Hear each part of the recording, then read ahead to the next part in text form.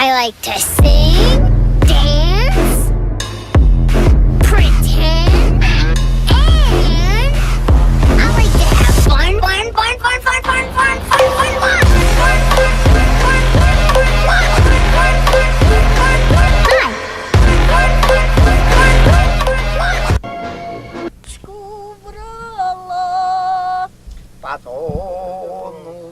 Someone was suspected of being responsible, but it was all hushed up.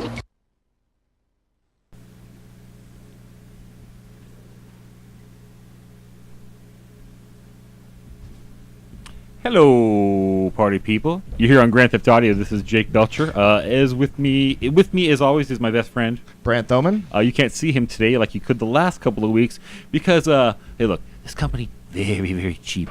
They make us take down like the cameras and bring them in for other shows. And last night we had to break down some of this stuff so we can bring you the show that we shoot on Tuesday nights called Ultimate Jam Night Live from the Whiskey.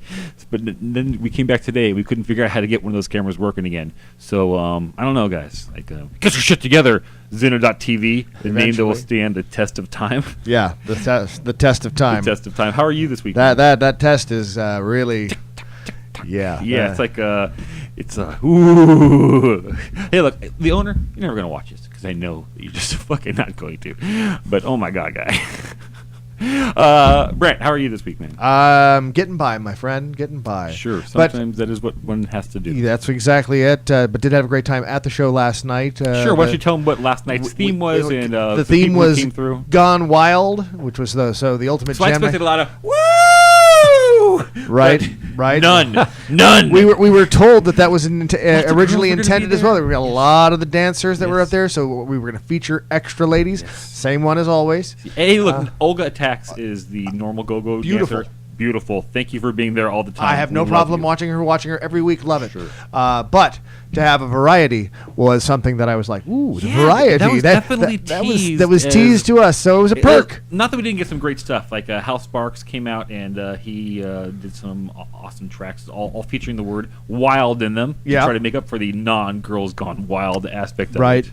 And some other awesome people came through. Doug Day was great last night. Honestly, it's not as big of a theme as like the Queen night or the Bowie night or something like that. But honestly, I thought it was one of the best shows I've seen them do. Like all around, every song. Yeah, no dogs. There were really no songs. Honestly, there's been some performers out there who like we kind of sit back and we laugh in the production room, like, oh my god, this person's not very good, you know. But some of you people redeemed yourselves last night.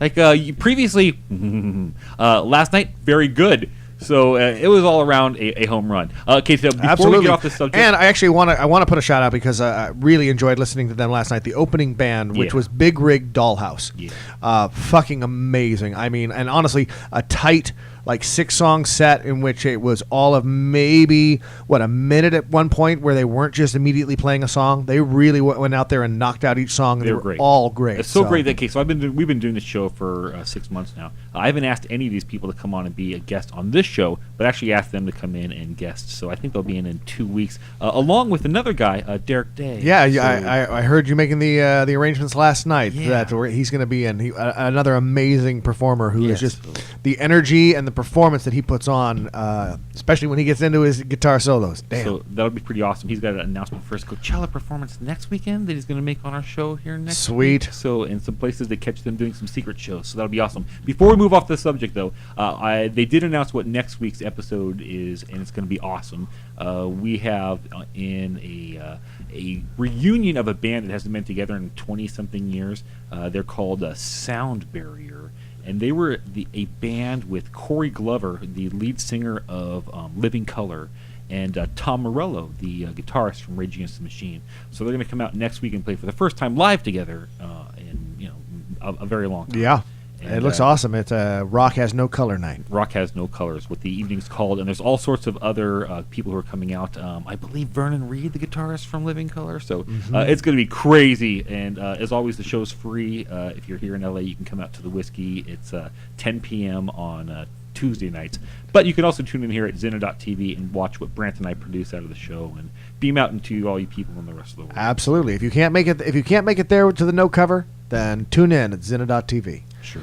It's always a lot of fun, and we appreciate you watching. I don't know. I'd rather have them watch this than that show. Well, yeah. I mean, I Absolutely. don't care that much about the other show. I mean, I like it, and I'm glad that they pay me money to do it. But this is much more important to your lives, I can tell. All right. Okay, so that wraps up that part of it. What else happened this week? There was a lot of people who were pretty mad that apparently, well, like some people think we've started World War III, maybe with going to war with Syria and fighting against Russia. Right. Who I thought was like friends with Donald Trump or something. Like all these people in the news are telling me that Donald Trump and Putin are friends, and they're like have these secret plots to take down America and stuff. But like then we're going to war against their against their interests. How does that make any sense? I don't know. I don't think that we're trying to promote either or. I think they are in it for themselves. I think both of these men who are already billionaires are just trying to become larger billionaires by exploiting the friendship. They said, like they're like good friends, right? And, like, they're right, but they were both. But they were both catching too much heat for the investigation going on into the hacking and the whole electoral process. I'm sure so all this does is it turns our attention to, oh my God, a country in the Middle East. Oh wait, another war we're going to get involved in, and being done at a time where he's sitting down for dinner with the Chinese premier. But the Chinese are like our friends. We don't want to do something that's going to offend them while they're here in town. But they're our friend, and that's why we need to ask that friend, hey, could you please tell that little bitch of a country, North Korea, to calm it down? We really don't want to start anything, and you guys are the ones who can pressure him to do it. That's all we're asking. He did that on purpose to kind of send a message to all the international community. Look, I'm not, I do have some semblance of what I'm doing here. I think what he did was right. I think that strikes should have been made years ago when the first gas attacks occurred. I know that Obama said, "Oh, if you guys do this stuff, we're going to attack you," and then they did it. And right. He was like, "Oh, right. I'm not going to do anything." And he backed down. And sure. So that doesn't look very good. It doesn't, and I think it made our country look weak internationally. So that's why I have no problem with this. But in this situation, like, why is he attacking and going to war with like the one person that he's like friends with? I mean, look, I believe everything the mainstream media tells me. And that when they tell me that Donald Trump and Putin are like best friends together, and like they nail chicks or whatever fantasy story. Mainstream media does not promote those. They don't? No, I believe that. I think you're finding that not on fake news. I just think there's alternative news sources. I thought they were like buddies. And it certainly appeared as such, right? It did. So I don't know how. Has the news said like, hey, we don't know why they're attacking? Why he's gone to war with Russia?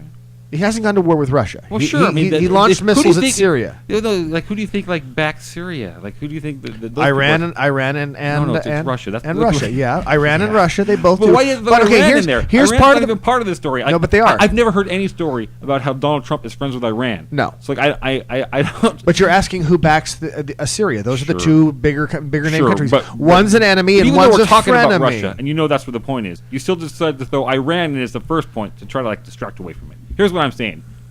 Donald Trump and Russia are not friends, and that's all those stories you see all the time about hacking and collusion between those people. It's made up horse crap nonsense, and these things wouldn't make this whole thing like where he wants to work out for the Russian interest. Then he wouldn't have made coal like something that comes back into our society as an energy source. Like it's because that fucks Russia's interests in energy and natural gas. So they can't tell you what's really going on in these stories, and it's sad that so many people want to be lied to and just believe whatever thing is said because it's against the political party that they're not part of. It's like Democrats just want to believe every nasty story about Donald Trump because that's not part of their party. Republicans want to believe every good story about him because it is part of their party. But it's the same people who are lying to you in the first place. So like you have to just get news that is not on NBC and CNN, and I just try to find non-American news because like all this American news is controlled by the same 6 companies that they don't have your best interest at heart. They want you to stay with the exact same place you are right now because life is going good for those companies. There's no reason for them to want you to actually have a better life because you're already a slave to the thing that gets them their money. So they have no advantage. There's nothing good in them for them telling you the truth of what's actually going on. They want to lie to you. And you turn on CNN right now, and I guarantee you tonight, even after all this stuff, there are stories about how Donald Trump is actually working with CNN because they haven't figured out some other lie yet that they can get people to buy into across the country. So look, I don't always try to get all that political on this show because it's supposed to be about nonsense. But these people aren't supposed to be learning anything during our show. Right, that's one of the things that we have. That's one of the chief tenets. That's one of the chief tenets. I think we may have actually bent that today. Yeah, because please research everything. Don't believe anything that I say. Everything I say may be made up horseshit nonsense that is designed to make me get ahead. I don't think it is. I'm trying to look out for you, but please just don't believe it. Go out and research it yourself and find out that these things are not all that true. Sad. So World War III is not actually starting. All those people who on Facebook the last couple of days before the United Airlines, and it's not going to happen between us and Syria anyway. It's going to be North Korea that's going to wind up doing something stupid. But didn't you just tell me that China now? But China has to do that, and if they choose not to, they don't have to do. They don't have to do a goddamn thing. They own most of our debt. So they really don't have their best interest. I don't know who owns my debt, but good luck to them. Yeah, no kidding. But no. North Korea, they've got missiles that can make it to Japan and that can make it to South Korea, and they have nuclear weapons. We know that they've done enough testing that they can probably get some kind of payload someplace. They have nuclear weapons. They've done nuclear explosion tests, so I believe they've figured out how to split the atom. We know that's true, or do they just pretend? Okay, I don't believe. I know. Them, look, I know that like Trump, you don't want to listen to the National Security Council that has everybody. Okay, well, yeah. Hold on.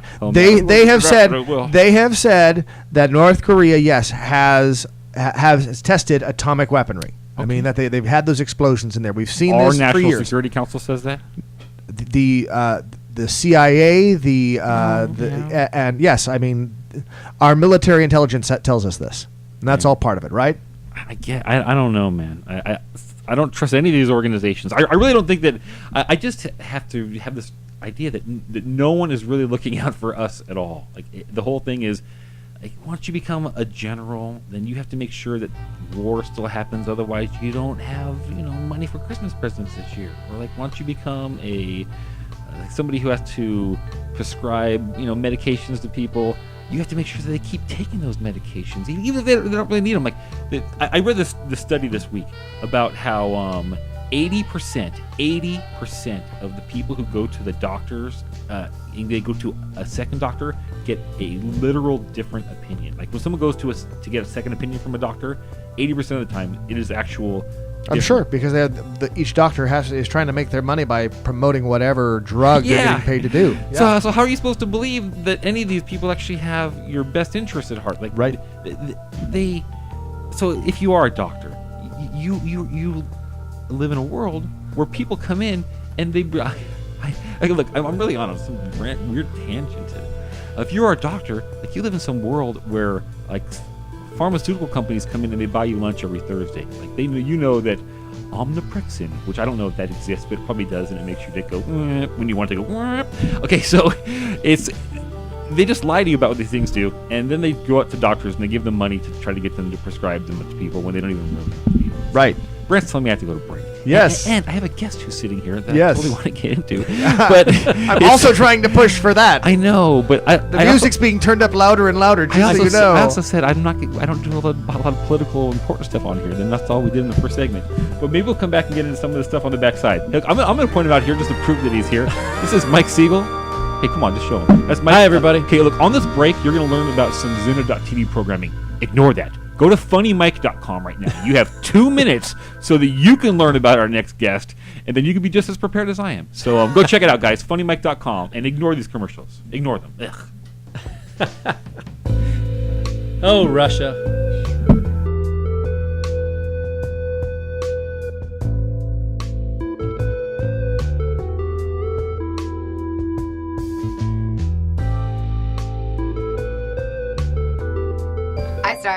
Hi, I'm Moxie. And I'm Nicole, and we're the ladies of Suicide Girls Radio, the world's leading BYOB radio show.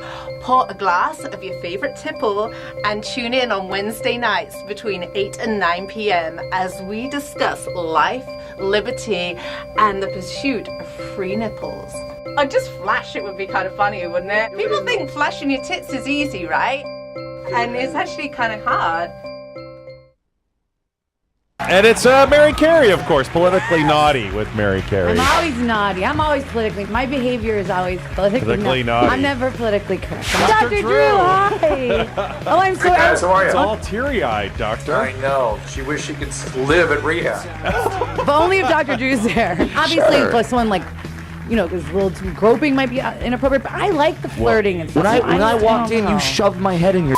No! Are you gonna sue me? Get politically naughty with Mary Carey. Mondays at 4 p.m. Jason Stewart here for Zinna TV. On the show Absolutely Jason Stewart every Wednesday at 1 p.m. Big guests, everyone from the gayest to gay to the straightest to straight. David, what was his name? He's absolutely Jason. He's absolutely gay. He'll absolutely brighten up.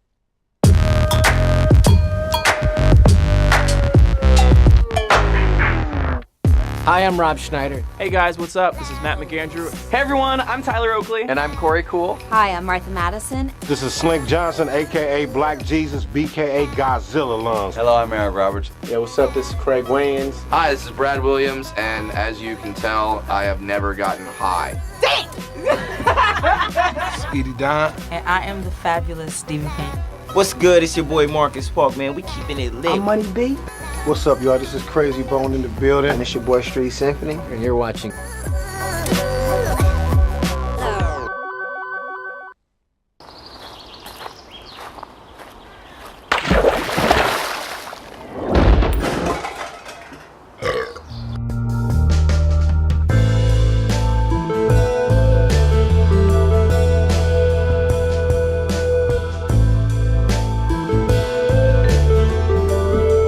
Hello, party people. Jake Belcher back here on Grand Theft Audio. You may also hear the voice of Brant Thoman and see the beautiful visage of Mike Siegel. See, now I wasn't going to introduce you because I told them 2 minutes ago to go check you out. So like you guys should have been on Funny Mike this entire time, learning everything that you can. Like you were given this assignment. If you chose not to do it, that is your fault. Yeah, it's a sharp looking website. Yeah. Oh, thank you. That's very nice of you. Sure. Looking at it, Brant, can you pull it up for our? Give me just a second. I'm going to do that right now. People will learn all sorts of your different adventures that you. Yes, I've done a number of things in this business. Sure. I started out in comedy, and I still do stand up. I started in Chicago, where I'm from, and then I was on the road for many years, and then I moved to New York, and that was the first TV gig I got. I was actually a VJ. Oh, really? On VH1 when they played music. Whoa! Sure. Remember those days? Yeah. And then so that was one summer, and then I ended up moving out here, and then did acting and things. And the bulk of my work was I've hosted a lot of TV shows. Mm-hmm. I hosted for 9 years a show called TBS Movie Extra, which is like a interstitial. Like ever see like Dinner and a Movie stuff like that? Yeah, it was kind of like that. And then with the idea then would be to find ways of building some fun content around that particular film. It was a lot of Hollywood news and promoting new releases and that kind of thing. So I did a lot of celebrity interviews and junkets and that kind of thing. That sounds like fun. It was fun. It was a nice gig. And then while I was doing that, I ended up doing 2 shows for HGTV. Mm-hmm. One called What You Get for the Money and another one called If Walls Could Talk. So it was a nice run there, and then still acting and stuff and that kind of stuff. So what you get for the money? Would you ever be sitting there like, oh, I got some inside information, like this house they're looking to only sell for $52,000 or something? That's a good deal. Yeah, no, I wish it was like we would compare home prices around the country. So we would take one price point like $300,000 and show you what that would buy in 6 different cities, like Dallas, as opposed to, which is depressing if you live in New York or LA. And it's like, God, I could go to Iowa and live like a king. Yeah, and I got depressing home value news today. Oh, is like I got an appraisal, and it was way more than I thought it was going to be. So that's depressing? It is. Why, because of the taxes? Yeah. It's like my whole... sometimes it seems like something that would be good news is bad news. Yeah. And then sometimes something turns out to be bad news is good news. You get to do a lot of travel. I do. So yeah, along the way. So for the last 20 years, I've always loved to. I always love to travel, and I love to go to foreign countries and do things. So I just started my own travel podcast and called Travel Tales and TravelTalesPodcast.com. And so Yeah, it's been great. And I've started doing some travel writing for some other websites as well. And I hosted a show in Taiwan, like top things to do in Taiwan. Do you remember what the top things to do in Taiwan are? It's a lot of eating. There's a lot of eating involved, yeah. And there's little historic towns you can go to. There's like nature and those parks videos are and very important. Like I'm booking in the middle of booking. You going somewhere? Where are you going? Right now. Oh, Japan. You ever been? Never. It's fantastic. So I'm gonna head to Tokyo. I'm going for one reason: to go see some Japanese professional wrestling. Oh, sumo? You going to sumo? No, literal professional. You know, like costumes, like WWE kind of thing. Right, man. So I'm gonna go out and see the Japanese so version. So not the traditional. I've always wanted to go see sumo. I saw a baseball game when I was there. Sumo there. I want to go to the Tokyo Dome and see a baseball game there. I saw the Yakult Swallows. So which is like the Yucko name. Yeah, it was like I could either gone to the dome to see the Giants, which is like the Yankees of Japan, but instead I saw the little side team, the Tokyo Yakult Swallows. Those videos are helpful though, like the top 10 things to do, because once I realized I'm going to go there, I started watching a whole bunch of different ones to see what people's opinions are. I miss the Travel Channel being what it used to be, where it was a bunch of like little travel blogs that were great. They you got to see some things and go get some ideas for yourself. Now it just seems like it's a giant advertisement for whatever company has bought that out. Now there's a million websites that'll cover all that ground, and you can it just takes you do your homework. And do you get the hookup though? Sometimes I imagine you have to get. Well, I've taken a couple media trips, so that was kind of good. And then this Sunday, I'm actually going back 2 years ago. I took a media trip in Canada. I rode the Rocky Mountaineer train from Vancouver to Banff, and go over. It's a 2-day scenic journey. It's beautiful.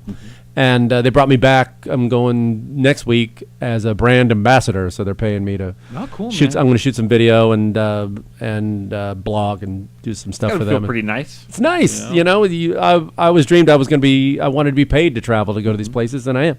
And then I just started doing cruises, and I just came back from Antarctica, which was the last continent that I was going to hit, and I made it, and I got paid to go, so that was nice. So where have you always wanted to go that you actually got to go, and where have you always wanted to go that you haven't gotten to go?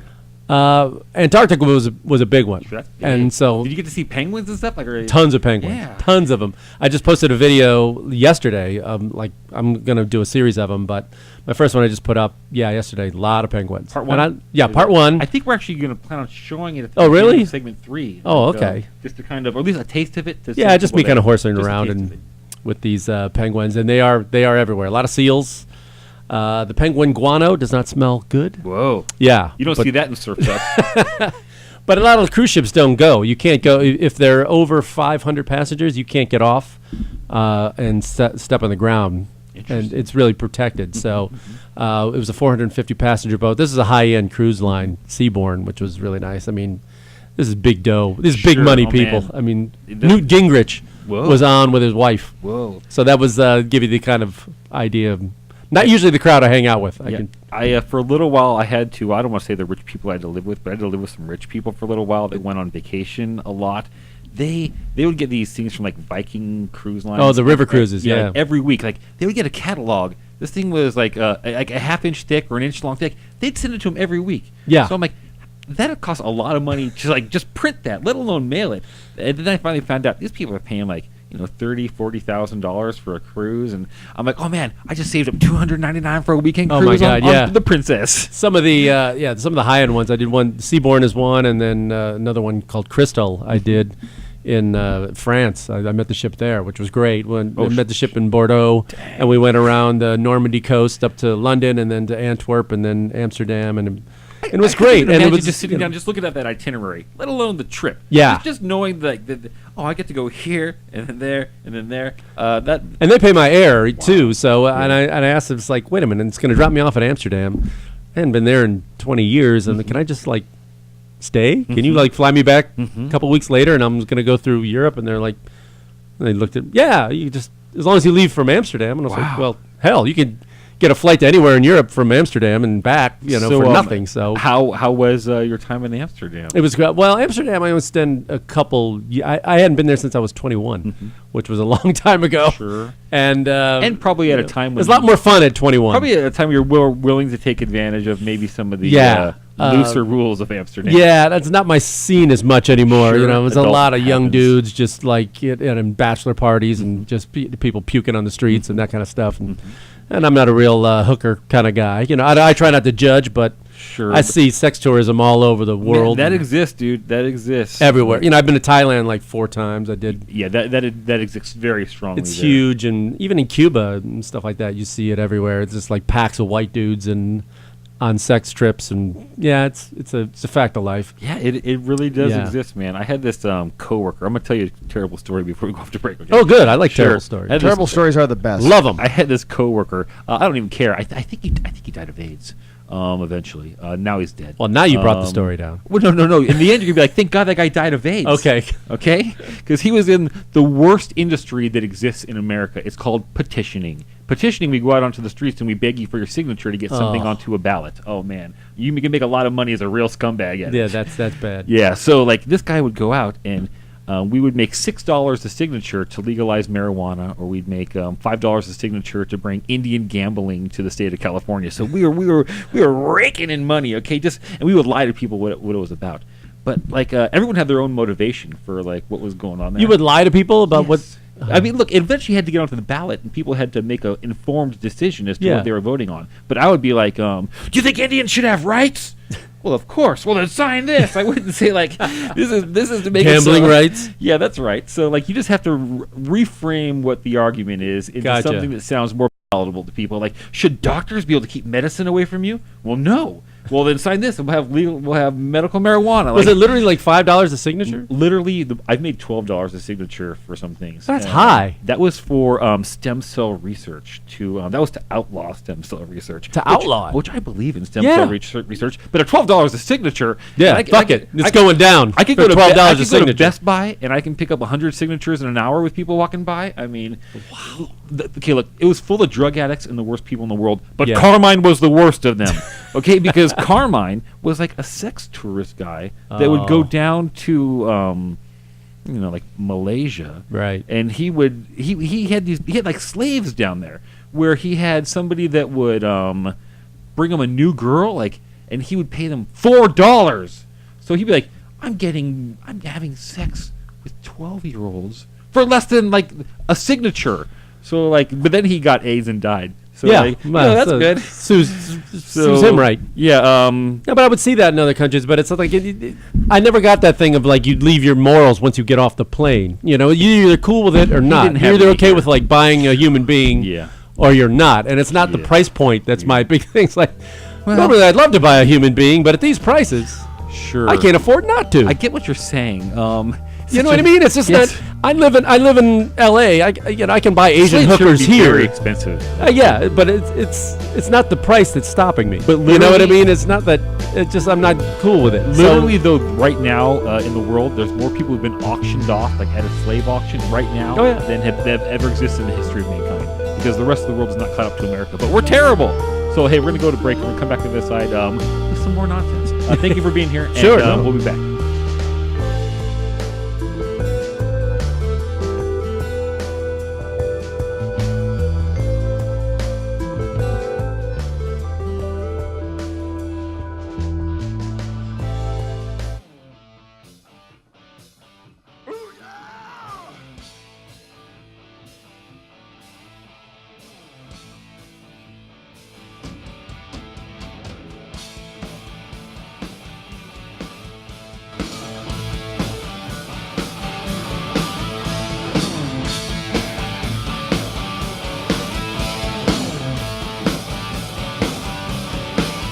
My heater's broken, I'm so tired.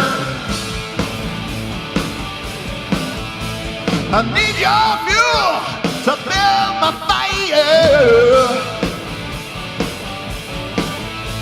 The girl next door, her lights are out, yeah.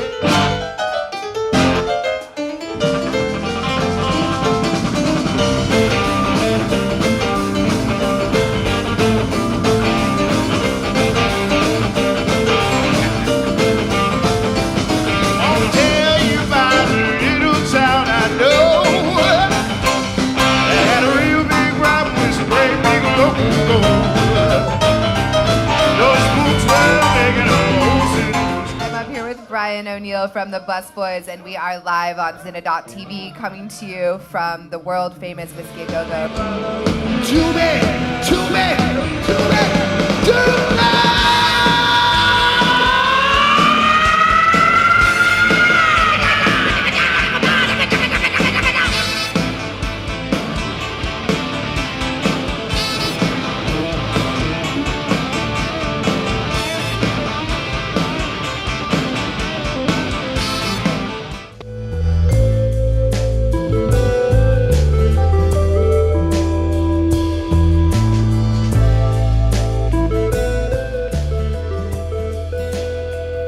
Hey, party people, you're back here on Grand Theft Audio. This is Jake Belcher. I'm still in studio with Mike Siegel, and you'll hear the voice of... Brant Thoman. All right. So we're back here on Grand Theft Audio. I don't want to quite move away from the travel thing yet. Okay. Where's the place that you would most like to go that you haven't had a chance to? There's still like a few that I haven't. My list goes. I haven't been to mainland China yet. I've been to Taiwan and Hong Kong each a couple times, but I haven't been to mainland China. And Russia is still up there on the list because I try not to. I don't dismiss any place without seeing it first. I try not to pass judgment on any place too. I have a lot of judgment on Russia. You know, it's preconceived notions, but they have a little bit of a reputation as travelers now.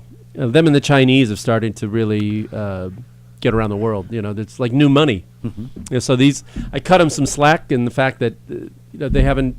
These are people that haven't traveled a lot. You know, so it's kind of like the people that. Like the Americans that don't travel much, and you know they go to Cancun. You know they're not the best behaved. Yeah, yeah, that's true. So I just remember growing up, hearing the stories about what it was like to travel to Russia and the way people thought they would be able to do it. Like I remember reading that one story, I think it was Reader's Digest, about the guy who, when it was still Soviet Russia, they don't have Levi's there. So to be able to afford to be able to go there and stay and come back, the plan was to take a whole bunch of Levi's jeans over there and sell them on the black market. And within the first 24 hours of them got busted and thrown in a Russian gulag because they were they have a lot of spies and stuff, you know. Yeah, they're the KGB was rampant, but at the same time, the thought that hey, this will be a great way. That was a big story. I remember that, thinking you could make the trip over there with a whole bunch of Beatles albums in your backpack, and you could just sell them off, and everything would be you'd be rich now. Big thing to do when people go to Cuba. I haven't been there since it's been opened up. I went there in 2011, and I had to go through Cancun. And so I just kind of bought you have to pay everything in cash because your bank card doesn't work, anything with an American bank or ATM or anything like that. Didn't you have to get special permission even if you're traveling from another country as an American? What they did, and I said I wanted to go to Cuba, and I went to the Cubana Airlines. So you got a flight today? It's like, yeah, come back in a couple hours, but you have to get this tourist visa, which costs about $25, and it's basically a slip of paper they put in my passport, and they knew when I got to Cuba, they stamped that piece of paper and not my passport.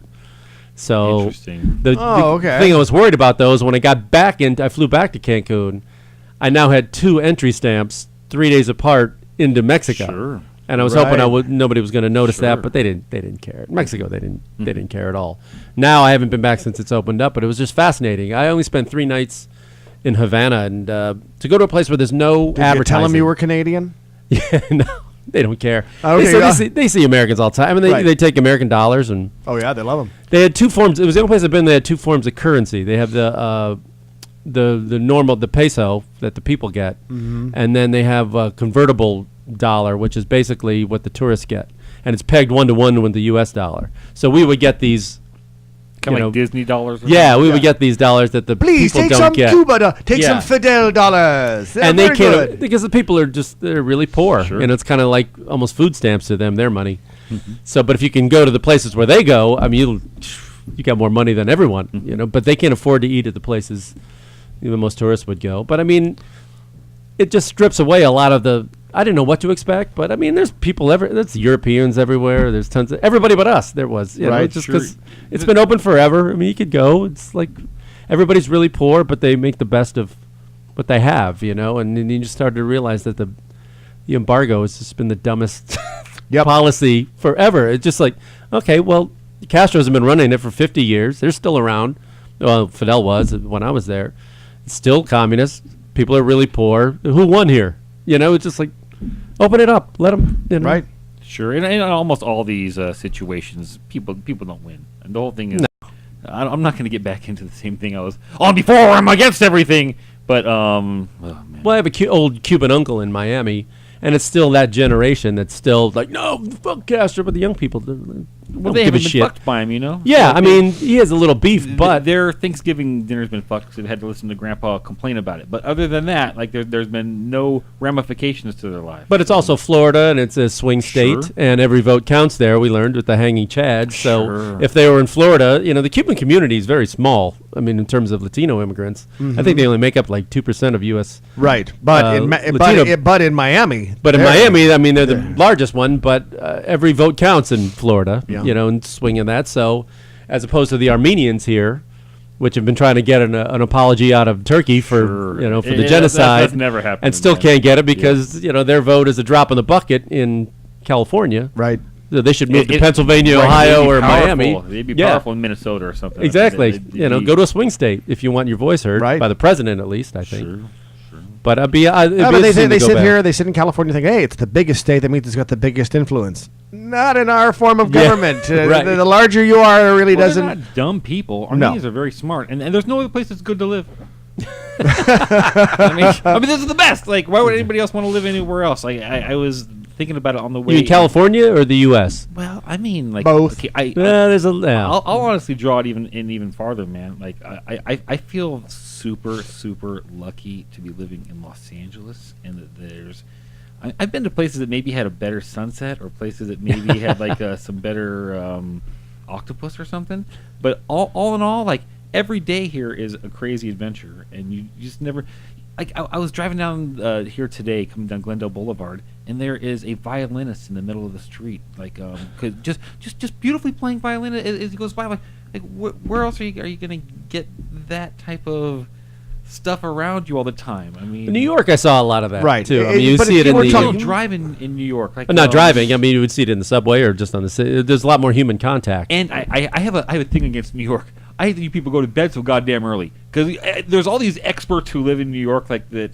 They go to bed not 3 hours before I do. So the nerve. It is the nerve, because these people wake up in the morning and they want to tell you like what happened in the Laker game or something, but they have no idea what happened because that Laker game ended at 1 a.m. for you people. I don't believe that you stayed up that late and wrote some analysis of it and had it up afterwards. No, I was a sports writer out of college. That's how I started. Like my first job out of school. So is there any good reason for like someone to be in New York and be writing about LA things? Because it happens all the time. Like, well, no, definitely like seeing in the East Coast media. Yeah. Even when they're ranking the top colleges and like everything like that, and teams, they get a lot less coverage of West Coast teams. So West Coast teams are already always bitching about not getting respect from the East Coast writers, because they never see their games. They never see them. But we here on the West Coast, we see the East Coast games. Yeah, we're awake. We're much more knowledgeable, and we know what's going on. And if we don't have day jobs, we see a lot more. Well, yeah, sure. Like, sure. Speak for myself. Yeah, and me. Oh, yeah, yeah. Are you did you keep up? Are you still a big sports person? A little bit. Well, I'm a Cubs fan, so this past year was awesome for me. I flew back for games 4 to 7 in Chicago. That was crazy for the series. Tonight they're getting their rings, I guess. Right on. Yeah. I honestly don't know what happened last year. That was the craziest year of sports I've ever seen in my entire life. Every time you thought that we had a champion set in something. Like, this team is about to be the winner.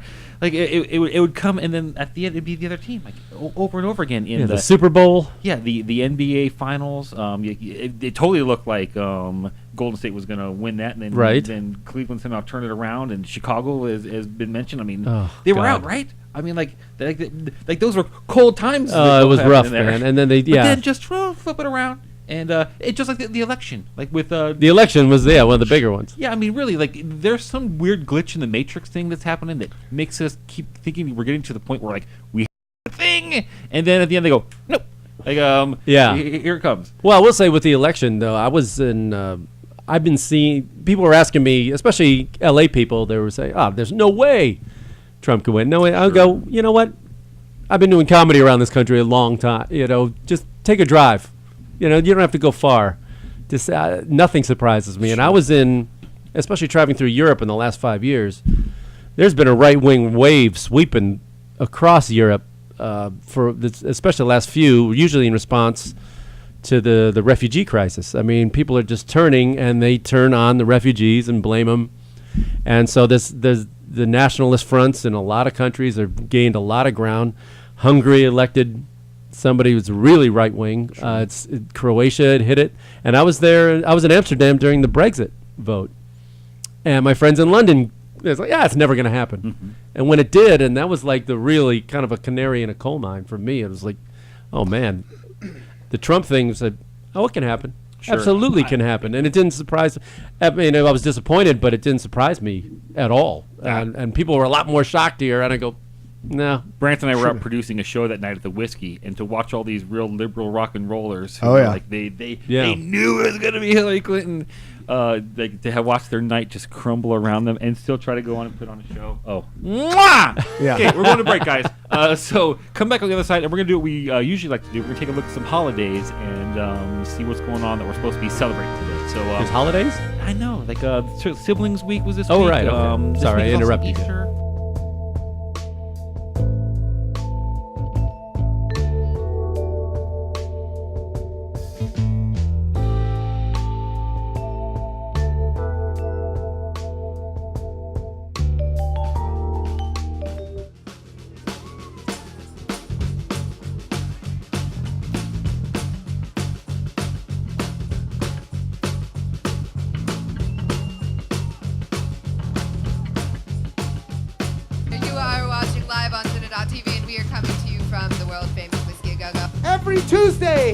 Every Tuesday we're here. Driving on, now my hands weight on the wheel. Well, you know you gotta try if it makes you feel good. Feel good right now, man. Come on.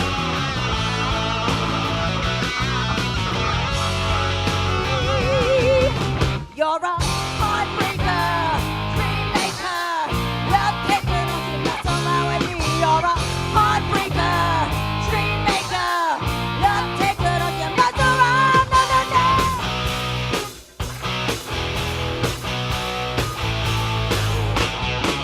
I can't explain all the feelings that you're making me feel.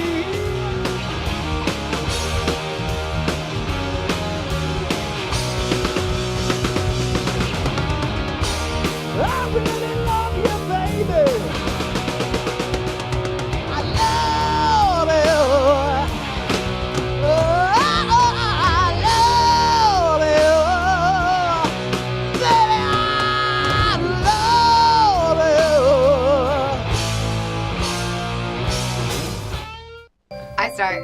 Hi, I'm Moxie. And I'm Nicole, and we're the ladies of Suicide Girls Radio, the world's leading BYOB radio show. Pour a glass of your favorite tipple and tune in on Wednesday nights between 8 and 9 p.m. as we discuss life, liberty, and the pursuit of free nipples. Or just flash it would be kind of funny, wouldn't it? People think flashing your tits is easy, right? And it's actually kind of hard.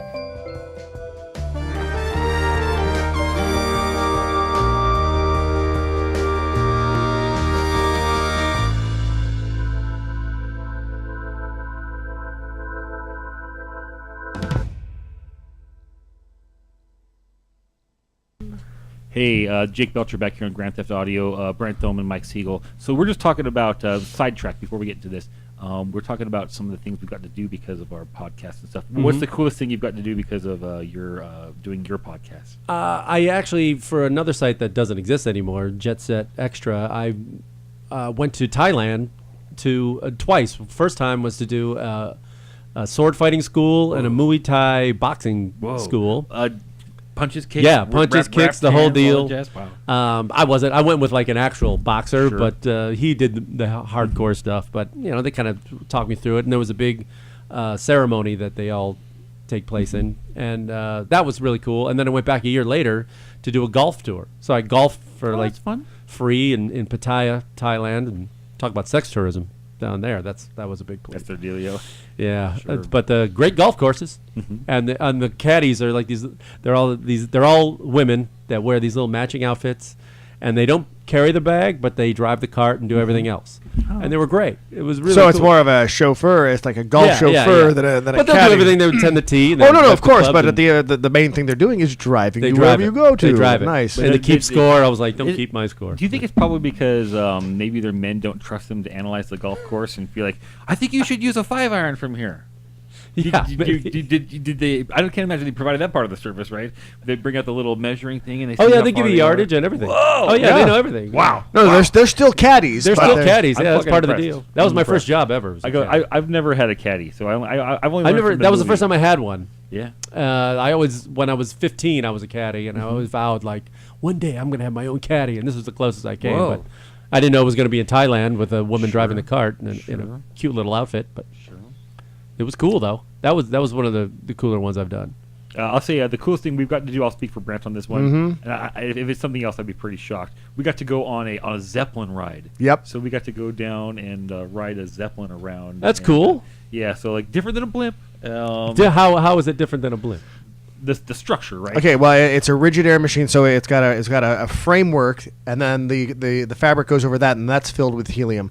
And then also with blimps, they have to fly in like planes, because the way their engines are mounted. With the Zeppelins, it's literally a VTOL kind of system. Like the helium's what's keeping you up, so that when it's time to go down, they rotate the engines on the motors on the side, and it blows you down, so it can literally come over and then drop right down. So like a Harrier jet. Yeah, exactly. But yeah, vertical takeoff and That sounds landing. cool. It was very cool to watch it happen, and I mean, apparently that's what the Goodyear blimp is becoming. They're still going to call them blimps, but they're all being changed over to these rigid air machines because they're cheaper to actually. They're a little bit smaller, right? But it's a lot easier to maintain and to maneuver. Interesting. So, yeah, but it was a blast. I mean, I forget the name of the company at the time, but they were trying to set it up where you could go from San Francisco to L.A. On a 6-hour trip. 6 hours. Yeah, Same as driving. Same as driving, because you're moving about just a little bit faster than the cars are themselves. Okay. But there's there's Hell of a lot better view. Oh, absolutely. I mean, just this beautiful just glass enclosure that you're just basically sitting in, just Sounds watching. really cool, It was an amazing little afternoon. Did they have like a bar in it or something, or like no, and it really Just can't. seats? It's not like a luxury kind of thing. I mean, Right. what would you say? About 20 people were able to fit Probably in there. about that. About 20 people, and like 13 would be comfortable, where everyone would, you're not like kind of packed in because they were giving all these little tours that day. So we were like, oh, this is nice, but it's a little cramped. It was awesome, though. But it was Sounds cool. amazing. It was so- And the difference is between the blimp and the Zeppelin, of course, rocks more. Sure. Rocks harder. That's Oh true. yeah, oh yeah. Indisputable. All right, we're here on April 12th. That's today's date, right? Yep. Confirmation. April 12th. April 12th. So every day there's holidays. This week's big holiday is Easter. I think that's on Sunday. Yes, it is. I'm about to have my first diabetic Easter, so it's gonna be terrible. Like I'm not gonna have any candy. No peeps? No peeps for you? Okay, so I found mini like bird eggs that I can have some of those. So this is my wife's problem. You have to figure out something that's gonna make me happy on Easter. Like, good job. Surprisingly enough, Easter actually surpasses Halloween for the amount of candy that is purchased by Americans every year. Really? More candy bought for Easter than for Halloween. Wow. Yep. Well, Jesus would have wanted it that way. Of course. I remember when I was a kid, you'd have that basket, and like that thing would last Ew. weeks. I mean, like you just eating whatever crazy. And the thing. chocolate bunnies. You got to start at the ears, right? Sure. Always Of start course. at the ears. Yeah. Sure, you don't want to eat his face. I remember like when I was a little kid, and I had one of those chocolate bunnies, and I picked it up, and somehow I crushed its face. And I just cried and cried. Like I thought This is a mice of men. You just I thought I'd hurt like an actual bunny somehow Yeah, or something. that's terrible. I looked at it again and the face was gone, and I melted down. I still remember it. It's like it was not good. Okay, April 12th. What do we actually have going on today? Today is the Belmont Women's Equality Movement. I guess it's. Ooh, I forgot to buy a card for that. Sure. Yep. Try to make sure Well, that women Hallmark have makes equal one. rights. Look, I'm cool with equal rights. I'm seeing all these ads lately that just blow my mind, though. They're like, equal's not enough because women need more to pay for their makeup, and they need more to pay for, like... Because of the pink tax. Yeah. So, like, now equal pay is not even really enough. Like, I'd like to celebrate this Equality Day, but it's not good enough. Like, we need to make sure that women have more, guys. This is really sad of us. On the equal pay thing, it came out this week that Google actually has set in stone policies. Well, not in stone, there's no chisel, but like these are actual, like their rules to pay women less. And That's part of company policy. that's part of their company policy. And their reasoning was, did they say? Because Well, first of all, it's computers. There's not as many women. They looked by it up. far. Like they Googled it, and they found out that women get They paid Googled less. And so, like, let's just pay them less. So they went along with this whole thing that, you know, like women get paid less, and Google's like, yeah, you do. So, like, that is a damn drag. Okay, today's also the 12th. Today is Deer Day. DEAR. Drop everything. What is your favorite thing to read? Drop everything and read? Yeah. What's your favorite thing to read? Oh, my God. Well, my favorite thing to read that I'll always have next to me is rock biographies, Oh, sure. especially autobiographies. Favorite of all time? Boy, there's some good ones. I mean, my favorite book on it is Please Kill Me, probably, on the punk scene in New York in the 70s by Legs McNeil. They just had the 25th anniversary of it, and I just went to a signing of it downtown. He was in town. But that one I always seem to go back to and stuff like that. It's amazing when you see, I read like Keith Richards' autobiography, and you think that would be, you know, he has an amazing memory. You would think a guy like that would not have a lot of Swiss cheese. There's almost too much detail. Oh, yeah? It was really, Ugh. yeah. Ugh. But then I read back to back Pete Townsend's and then Rod Stewart's. And there couldn't be more different because Pete Townsend sounded like he had no fun. And then Rod Stewart sounded like he had nothing but fun. Now, so they're really interesting to You know. Who's the guy that came out as gay last week? Barry Manilow. Barry Manilow. Did he have a biography out that didn't say he was gay? Like, oh no, did he? Would he? I mean, It probably was never touched on in it. He probably just he talked. You know, usually biographies are, if they're autobiographies, they're anecdotes of a person's life. Maybe he hasn't written an autobiography because I don't see how you could write an autobiography and be gay and not have that part as part of your story. Sure. I mean, if you got to come out at 74 years old, that's a hard. He had a husband for 40 years. Forever. Right? They've been together forever. Yeah. That is the hero. Yeah. I couldn't make my wife be quiet for 40 years, like about her existence. No way. Brant, drop everything and read. What are you reading? What am I reading these days? If I could read, it would be like a historic biographical book, stuff like I'm a big fan of stuff like the Lewis and Clark expedition and reading about how that went down. There's an author named Eric Larson who puts out books that deal with historical events and there's no adaptation there. He takes no basically if there's a line that's spoken in that, it's a line that was written down. It was actually notated, like the book The Devil in the White City, which that's Chicago. Yes, hometown. Exactly, which talks about the World's Fair and America's first known serial killer. Yeah. And it's a great book. I love stuff like that will teach me but entertain me at the same time. So I mean, and biographies of like dead presidents. I don't know why I just get a kick out of those. I way back the old our founding fathers ones. I read a great one on the Panama Canal, which is like the building of it and the history of it is just amazing. How something like that, like we could never get anything done like that nowadays. No, I mean, just not on an international scale like that. Not at all. And how do it in the 1800s and it almost bankrupted. They tried to do it with private money and guys went to jail and they couldn't get. I mean, people dying by the thousands of yellow fever and everything. Amazing. And what about you, Jake? What do you dare to read? I'm reading Pro Wrestling Rumors. Pro Wrestling Rumors. I'm on the internet reading What Pro are the Wrestling rumors? What are the rumors? Oh man, that Vince McMahon is in love with Roman Reigns in real life, so he's trying to push him to the top to like make him a star. Look, it doesn't matter. I read a bunch of nonsense, but I will drop everything and read that stuff. We got a couple more holidays. Today is a grilled cheese sandwich day. What's the best type of cheese on a grilled cheese sandwich? I go with I like a Monterey Jack. That does sound good. Yeah. Shredded cheddar. Shredded cheddar. That's wow, the man. best way I to can never get. shredded cheddar. That's good. Yeah, that does. It melts the best. It gives off the best flavor for some reason. I just that's mine, bar none. Sure, I like that 2% Kraft on some the American cheese. Just on some the cheapest white bread you've ever had in your life, cooked in butter. It's delicious. Okay, this is also International Day of Human Space Flight. International Day of Human Space Flight. I don't know why we're celebrating that today. Neither do I. But we only have like 2 minutes left in the show, and I'm not looking. It's not even when they landed on the moon, right, or anything like that. I don't think so. Maybe the first space shot to. But why international? When did Alan Shepard go? But why international? Like, There's never been like an international astronaut or something. Sure, there have. What are you talking about? We've had cosmonauts. Space station. Cosmonauts. Those are those are not international. Like, trust me, they're not giving Americans any credit for that. Like, it's not like all these countries are working together to make these things international. Is like the space station. There has to be like 2 countries working together. For like the space station, right? Yeah. So now I guess we have an international space station. We have an international space station. Yes, you're right, man. So fuck me. Let's see, we've also got International Day for Street Children. That's some sad stuff, man. Yeah, I have to imagine you see that all around the world. Like, yeah, I mean, I've seen some, but like, yeah.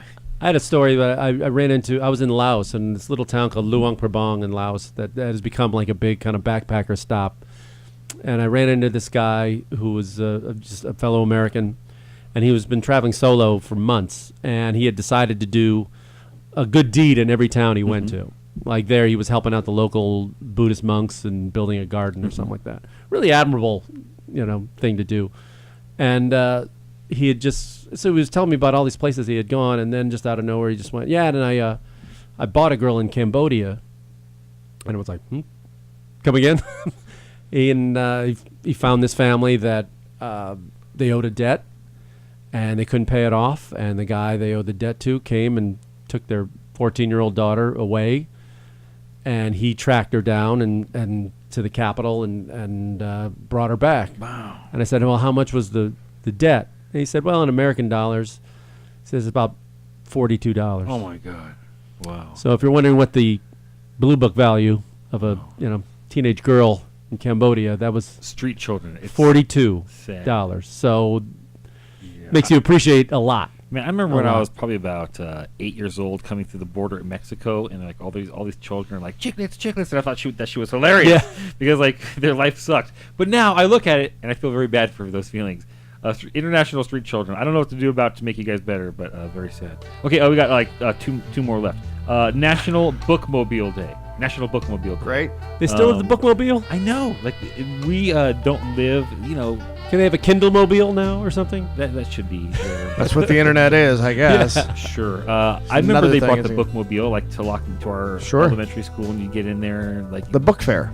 I guess it was. And the Bookmobile, they had two different ones. Yep. Showed up, and that thing would come like every 6 weeks or something, and you'd get on there. They'd have these papers you can fill out called like scholastic things, and you get these deals on the books coming back the next month. Like it was a total scam to the book make children read. Yep. When was the last time you had a library card? Okay, so I lost my internet about 2 years ago, so I had to go get one then. Because only dirtbags hang out in the library now, like during the day. Like people who need a place to pee and free internet. That's it. It's kind of very sad. How about you? When I first moved to New York, it was 96, and so I hated getting caught on the subway without anything to read. Sure. And I couldn't afford to buy newspapers all the time, so I rented a library. I got a library card. I'm just saying. Okay, last thing of the week, okay? This is National Licorice Week. Is licorice something that tastes good or tastes bad? Good. Hate it. I hate it. Like it.